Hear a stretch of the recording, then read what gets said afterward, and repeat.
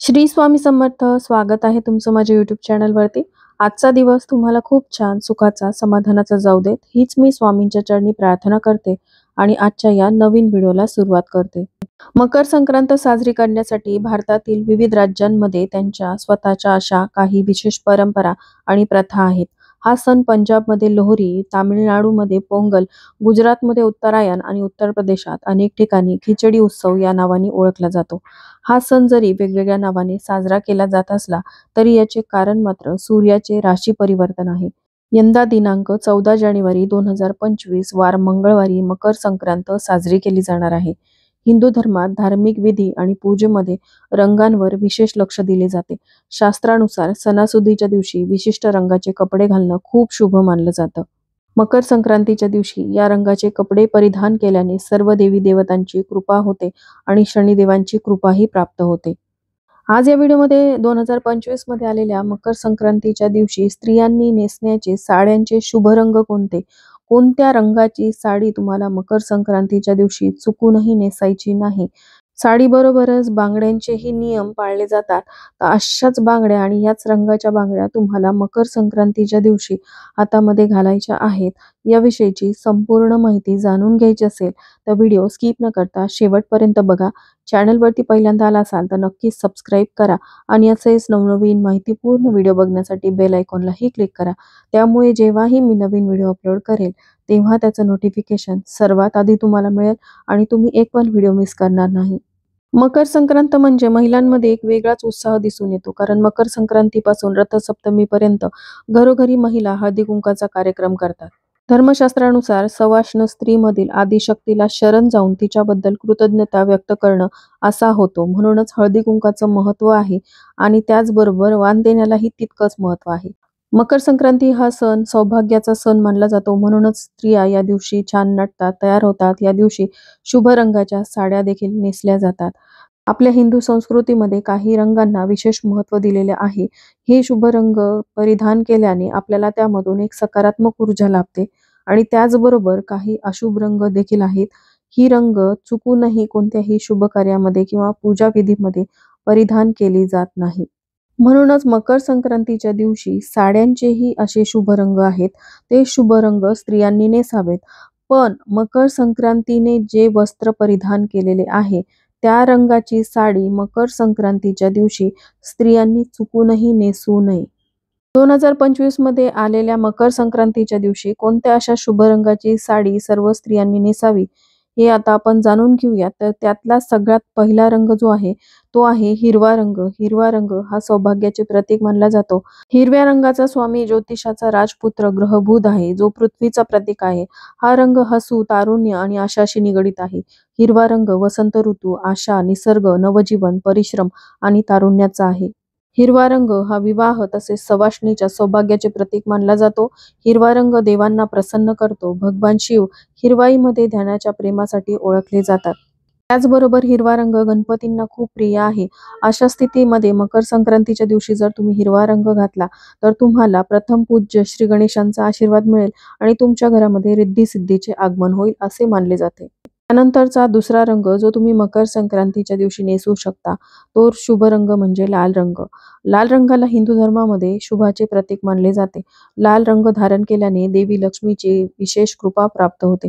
महिलांनी या दिवशी लाल रंगाची साडी किंवा पंजाबी ड्रेस परिधान करणे आवश्यक आहे. यामुळे घरामध्ये सुख समृद्धी येईल आणि देवी लक्ष्मीची कृपा कुटुंबावरती राहील.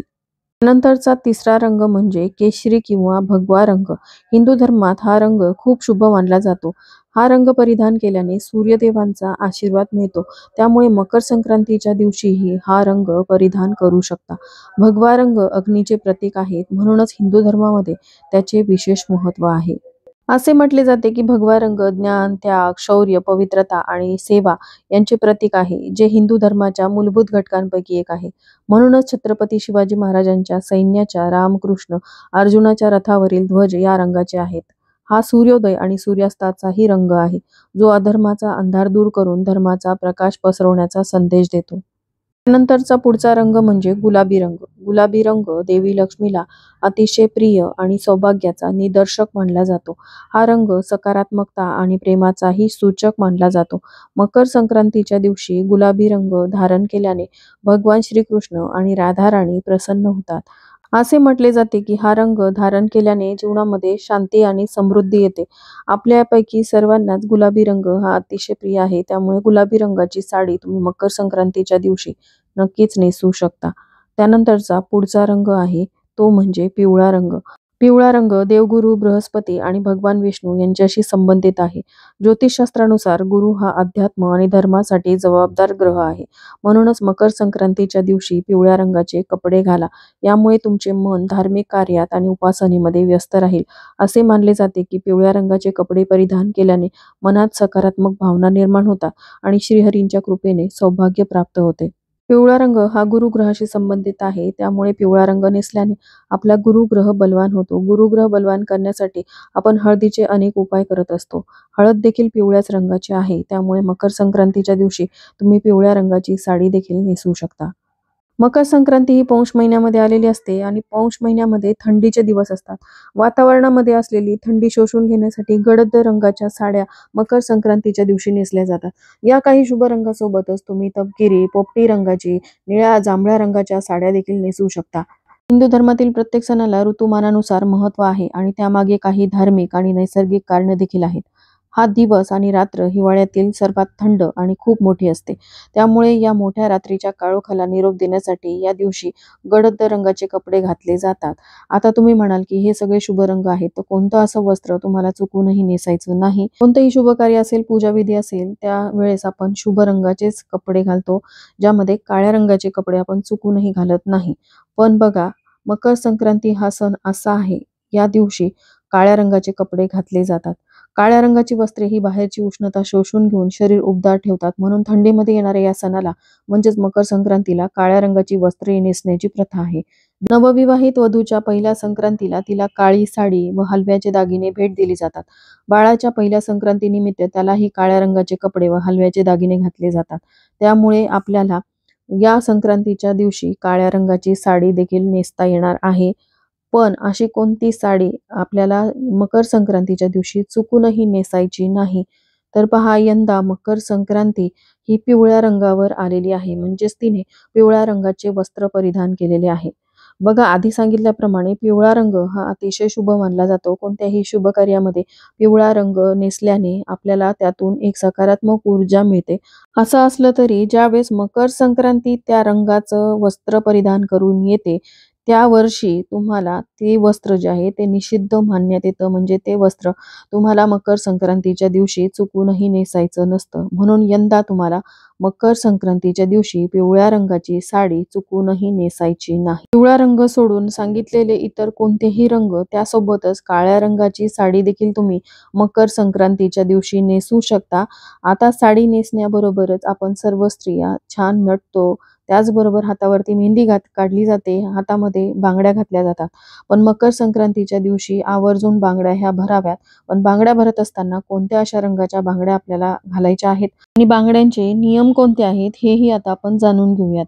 विवाहानंतर महिलांच्या हातामध्ये बांगड्या असणे हा 16 शृंगारांचा एक महत्त्वाचा भाग आहे. त्याला केवळ धार्मिकच नाही तर वैज्ञानिक महत्त्वही आहे.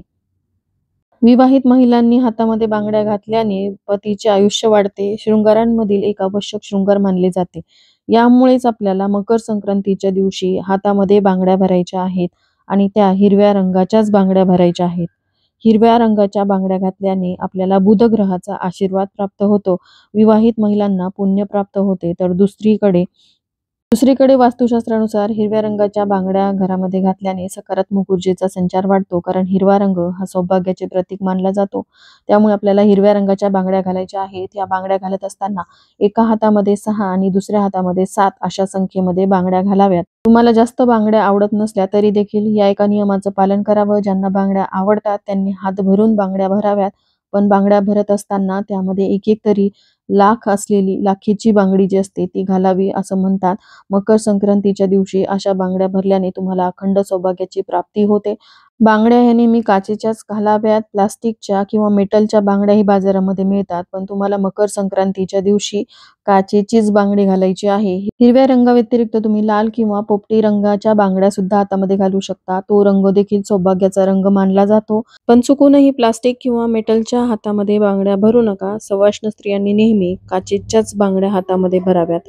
त्याचबरोबर हिरव्या रंगाच्या काचेच्या बांगड्या तुम्ही वाणामध्ये सवाष्ण स्त्रियांना देऊ शकता. यामुळे तुमचा बुधग्रह बलवान होतो असं मानलं जातं. 2025 मध्ये आलेल्या मकर संक्रांतीच्या दिवशी या शुभ रंगाच्या साड्या तुम्हाला नेसायच्या आहेत आणि पिवळ्या रंगाची साडी तुम्हाला चुकूनही नेसायची नाही आणि बांगड्यांच्या या नियमांचं पालन तुम्हाला करून अशाच बांगड्या हातामध्ये घालायच्या आहेत. तर हा व्हिडिओ तुम्हाला आवडला असेल, थोडा जरी हेल्पफुल वाटला असेल तर व्हिडिओला लाईक, शेअर आणि सबस्क्राईब करायला विसरू नका. भेटूयात अशाच एका नवीन व्हिडिओ सोबत. तोपर्यंत सर्वांना श्री स्वामी समर्थ.